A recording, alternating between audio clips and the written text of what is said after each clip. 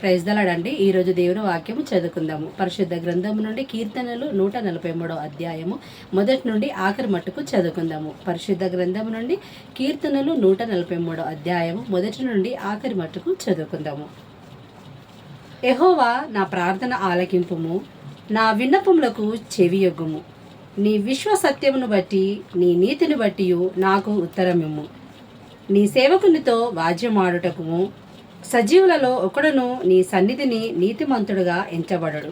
శత్రువులు నన్ను తరుముచున్నారు, వారు నా ప్రాణమును నేల పడగొట్టుచున్నారు.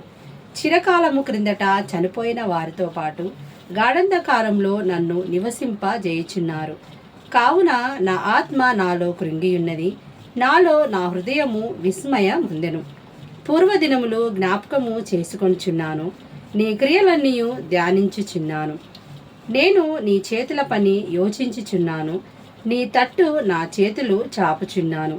ఎండిపోయిన భూమి వలె నా ప్రాణము నీ కొరకు ఆశపడుచున్నది. యెహోవా, నా ఆత్మ క్షీణించుచున్నది. త్వరగా నాకు ఉత్తరమిమ్ము. నేను సమాధిలోనికి దిగువారి వలె కాకుండానట్లు నీ ముఖమును నాకు మరుగు చేయకుము. నీ యందు నేను నమ్మిక ఉంచియున్నాను. ఉదయమున నీ కృపావార్తను నాకు వినిపింపుము.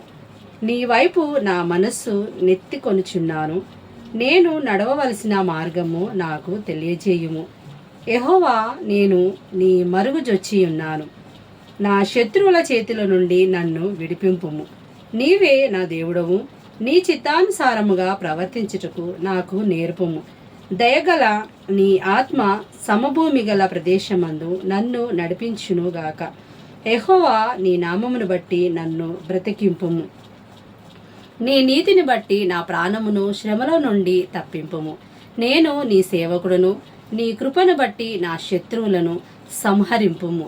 నా ప్రాణమును బాధపరచు వారినందరినీ నశింప చేయుము.